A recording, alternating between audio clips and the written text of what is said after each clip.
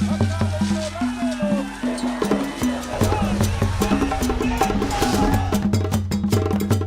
क्या नाम है सर आपका? दलजीत सिंह। दलजीत जी बताएंगे, उन लोगों को जवाब देंगे अभी जो लोग ऐसी ऐसी बातें लिखते हैं सोशल मीडिया पे। सबसे ज़्यादा माइग्रेशन, सबसे पहले मैं कहूँगा कि ग्रीन रेवोल्यूशन हमने दी। सबसे ज़्यादा माइग्रेशन भी हमने झेली। हमारी फॉर्च्यूनर, हमारी एंडेवर, हमारी स्कॉर्पियो, उन बच्चों की 18-18 घंटों की मेहनत है, खेती से नहीं ली हमने। इस खेती ने हमें कर्जे के बिना कुछ नहीं दिया, हमें दिए सुसाइड्स। हमने इस देश का पेट भरा है, आज तक भर रहे हैं।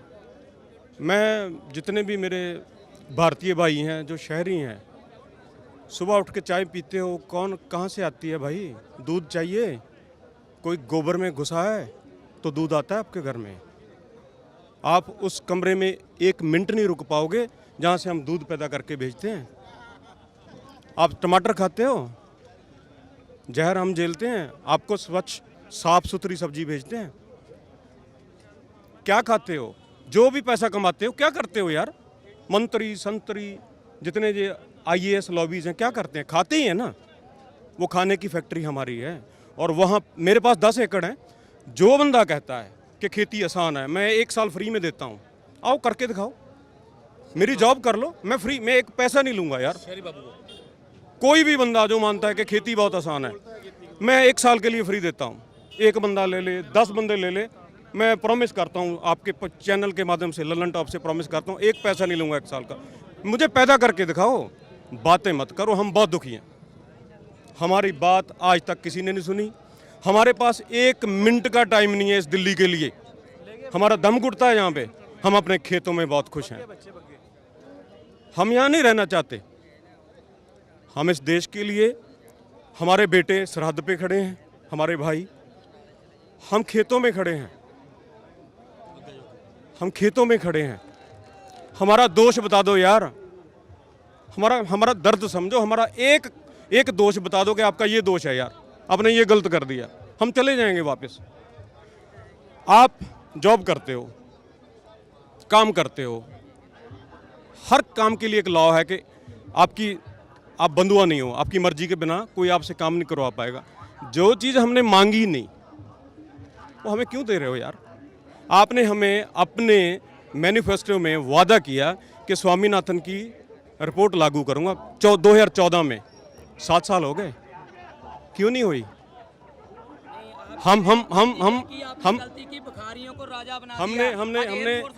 हम 60 करोड़ हैं, 60-70 करोड़ हैं। हमारी खेती के ऊपर कितने मजदूर हैं? आप ये मुझे बताएं, जब एक ट्रैक्टर खेत में जाता है तो वो ट्रैक्टर नहीं जाता, आपकी इकॉनमी चलती है हमारे साथ। आपका डीजल, आपकी पेस्टिसाइड, आपकी फर्टिलाइज़र, आपकी जितनी दुकानदारी है, इंडस्ट्री से लेके दुकानदारी तक सब हम चलाते हैं, क्योंकि ये खेत कृषि प्रधान खेत है, देश है। पूरी इकॉनमी लाखों करोड़ का इनकी टिकी थी, जो बोलते हैं कार्स की, जो फैक्ट्रीज इंडस्ट्री है, जो भी इनकी है, कहाँ चली गई? प्लस में तो ग्रोथ सिर्फ एग्रीकल्चर की है। लाखों करोड़ का कर्जा लेके, उस पर ब्याज ना दे के, उसको माफ़ करवा के, ये है देशभक्त और हम है देशद्रोही। हमारा दोष इतना ही है भैया कि हमने इस देश का पेट भरा है। मैं इसका रेफरेंस दे दूं जिसकी बात ये कर रहे थे। अभी जब क्वार्टरली आंकड़े आए थे, उसमें जितने बाकी सूचकांक थे सारे गिरे हुए थे, इंडस्ट्रियल आउटपुट से लेकर हर चीज़ का। सिर्फ फार्म की एक आउटपुट थी जो पॉजिटिव में थी, और उसके रेफरेंस में यहाँ पे बात कर रहे थे। मैं आपको आपने जो पूछा था ना गलती का, वो मैं बताना चाहता हूँ कि हमारी गलती ये थी कि हमने बखारियों को राजा बनाया है। 66 से पहले ये मंत्री लोग जो आज बैठते हैं ना, तब के जो मंत्री थे ना, अमेरिका जैसे देशों में जाकर खड़े हो जाते थे कि आपके दिए हुए $5 लिखा होता था कि हिंदुस्तान में, इंडिया में, भारत में इतनी फैमिली को इतने दिन के लिए खाना देंगे। और पता क्या लाते थे? लाल रंग की गेहूँ।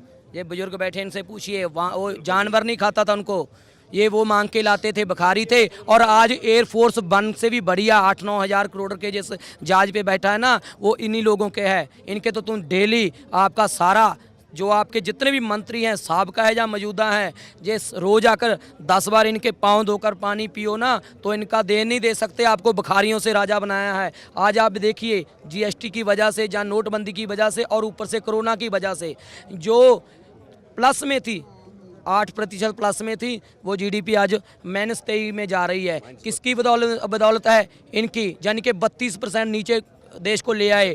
लेकिन सबसे 3.5-4% ग्रोथ थी एग्रीकल्चर की। इसीलिए अभी इनको ये जो किया, हाँ जी एक मिनट, ये जो किया गया है ना षड्यंत्र के साथ, ये मजदूरों के साथ गलत किया था कि ये लोग भूखे भूखे मरेंगे और हमारे जितनी पैसे देंगे उस पर ये लोग खुश होकर काम करेंगे। लेकिन हम लोगों ने एग्रीकल्चर की बदौलत लंगर लगा दिए। उन लोगों को इन्होंने हज़ारों किलोमीटर पैदल चलने के लिए मजबूर किया, उनके लिए हमने कंबल, कपड़े और लंगर का इंतजाम किया। इन्होंने क्या किया? सिर्फ से सिर्फ भूखमरी दी है। आपने 2 करोड़ नौकरी की बात कही थी, कहाँ गई?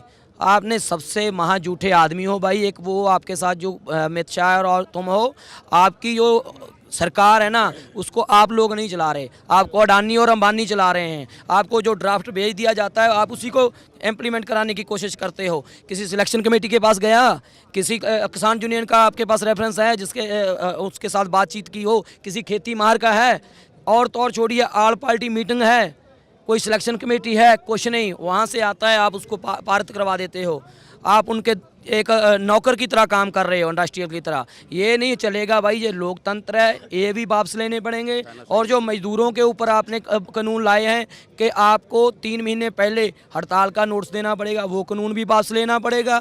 और जो आपका बिजली का कानून लाए हैं वो भी वापस होगा। और जो अध्यादेश आप पराली वाला लेके आए हैं उसको भी वापस लो और स्वामीनाथन रिपोर्ट लागू करो। एक नया कानून लाओ MSP के ऊपर, और किसानों के लिए कुछ अच्छा कानून बनाओ किसानों की मर्जी से। ऐसे आप कुछ हम पे नहीं थोप सकते, क्योंकि आज अब जो बात है वो हिंदू मुसलमान की नहीं चल रही, अब भूख की है, और भूख का कोई धर्म नहीं होता। धन्यवाद, शुक्रिया। हाँ, आप भी कुछ कह रहे थे, बताइए। हम ये कह रहे हैं जो ये कानून के बारे में, जो पंजाब में ये सिस्टम चल रहा था, बहुत मजबूत स्ट्रक्चर था पंजाब का। पंजाब में ये कानून जो सिस्टम चल रहा था उसमें 4200 करोड़ रुपए का रेवेन्यू आता था मंडीकरण बोर्ड को। वो 8.5% टैक्स था वहाँ पंजाब में, उसको आप ये ख़त्म कर रहे हैं, 1% कर रहे हैं। ताकि बाहर में मंडी खुल जाए, खुली मंडी, प्राइवेट मंडी, उससे 4200 करोड़ रुपए का मार्केट कमेटी का नुकसान होगा, मंडीकरण बोर्ड का, हमारे पंजाब का। बहुत सारे जो काम कर रहे हैं वहाँ पे उन लोगों का नुकसान होगा। 20 लाख जो मजदूर हैं मंडी में काम करते थे उनका नुकसान होगा, और 50,000 से ऊपर जो आड़तीये थे एजेंट्स, उनका नुकसान होगा। उनका सरकार तो आड़तियों को बिचौलिया बोलती है, कहती है वो तो पैसे खा रहे हैं बीच में। बिल्कुल गलत बात है। वो किसानों को है ATM कार्ड, हम मजदूरों के ATM कार्ड हैं किसान, और वो उनका भी धंधा जॉब हो जाएगा। उन्होंने बहुत मंडी पे खर्च किया है, अपना फंड लगाया है, अपना फर्श लगाया है, अपना पैसा लोगों में खिला रखा है। और 50,000 से लेकर 60,000 मुनीम है जो हमारे पंजाबी मंडियों में काम करता, उनका सारा धंधा चौपट हो जाएगा, उनका परिवार भूखा मर जाएगा। हम उसका बारे में सोच रहे हैं। ये बिल्कुल ये कानून जो बिल्कुल गलत है।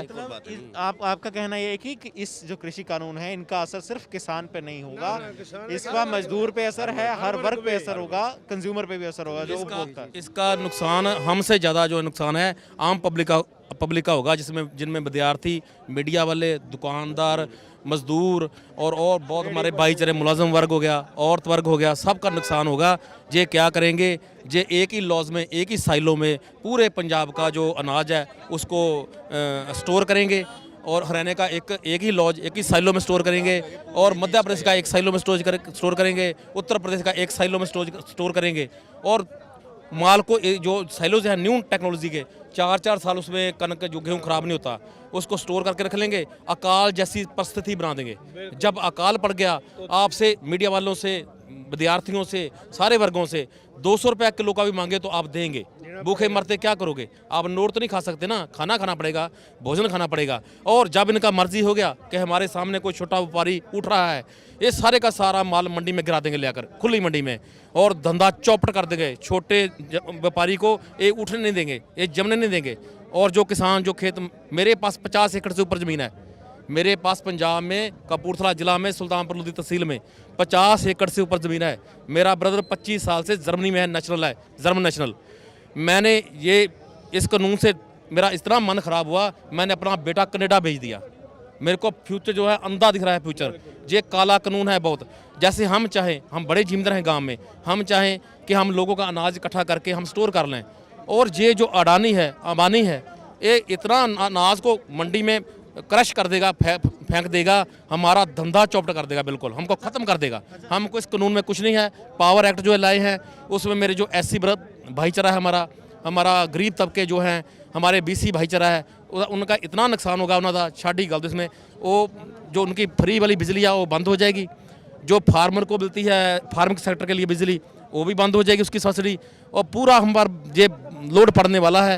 हम हाँ जो सारा मेरा एक आखिरी सवाल आपसे कि जैसे थोड़ी देर पहले हमने बात की कि सोशल मीडिया पे लोग लिखते हैं भाई किसान ये जो जीन्स पहन के आ गए शरारती आंसर हैं, या ये इनको फंड कौन कर रहा है, इसी तरीके के 36 सवाल पूछे जाते हैं ना कि ये लोग किस जीन्स डाल के आईफोन लेके घूम रहे हैं, ऐसा किसान तो मैं भी बनना चाहता हूँ आईफोन वाला। क्या बोलेंगे सर? ये फार्मर जो है अन्नदाता है देश का, और कई किसानों के पास खुली ज़मीन है, मगर है तो वो किसान, वो जो आड़तिया किसान मजदूर का भाईचारा हम नहीं टूटने देंगे। हम उसके बारे में सोच रहे हैं। हम क्यों नहीं पहन सकते सर? हम जो MLAs हैं, MPs हैं और ऑफिसर्स हैं, व्यापारी हैं, इनके बच्चे 50-50 हज़ार के जूते पाते हैं, हम जीन क्यों नहीं पा सकते? हमको क्या बैन है जीन? हम दिन रात खेतों में मरते हैं सर। 24 घंटे हमारी ऑन स्टॉप ड्यूटी है हमारी। रात को फ़ोन आ गया भैया लाइट चल रहा है पड़ोसी का, तो हम नंगे पर भाग पड़ते हैं। सांप हैं वहाँ, कीड़े हैं, सुंडियाँ हैं वहाँ, कांटे हैं। हम जो इतना पीड़ा झेलते हैं, हम जीन क्यों नहीं पा सकते? हम जीन पाएंगे, हम बढ़िया ब्रांड कपड़े पाएंगे। हमारे में मन है, हमारा भी जी करता है, हमारा मन भी करता है। ये लोग इतने अच्छे कपड़े पा रहे हैं, इनके पास इम्पोर्टेड गाड़ियाँ हैं, हमारे पास क्यों नहीं है? हमारी तीसरी चौथी पीढ़ी इसमें ख़त्म हो गया किसानी में, हम क्यों नहीं ले पाए अब तक? हमारा मन करता है। और मोदी साहब ऐसे कानून लाओ जहाँ हमें हमारी आमदन बढ़े, हम भी ये गाड़ियाँ ले सकें, और आपका भी सिर दुनिया में ऊंचा हो कि आपके राज में किसानों के पास महंगी गाड़ियाँ हैं, मजदूरों के पास महंगी गाड़ियाँ हैं, किसान और मजदूर अच्छे कपड़े पहन रहे हैं, अच्छा उसके पास पैसा है, खुशहाल हो रहा है देश, ना कि ये दुनिया भूखी मर रही है, दुनिया जहाँ नीचे सो रही है। और तो और मोदी सरकार ने मच्छर छोड़ दिया हम पर, और तो और मच्छर से मारना चाहता है हमको। तो ये आखिरी बड़ा आरोप था इन्होंने लगाया, कहते कि मच्छर से मोदी सरकार हमें मारना चाहती है। सिंघू बॉर्डर पे हमें साफ किया किसानों ने कि भाई किसान के बच्चे अच्छे कपड़े पहनेंगे, मेहनत करते हैं और उस वजह से होती है। तो इस प्रोपेगेंडा से के खिलाफ भी हैं, और ये भी उन्होंने कहा कि हम डटे रहेंगे और हम चाहते हैं कि ये सारे तीनों कृषि कानून, इलेक्ट्रिसिटी बिल और जो पराली फूकने का जो एयर पोल्यूशन मैनेजमेंट का कंट्रोल का जो कानून था, वो कानून सरकार उन्हें रद्द करे, और तभी हम यहाँ से अपना मोर्चा हटाएंगे। मेरे साथ हैं जेरी, लगातार सिंघू बॉर्डर से हम आपको अपडेट देते रहेंगे। शुक्रिया।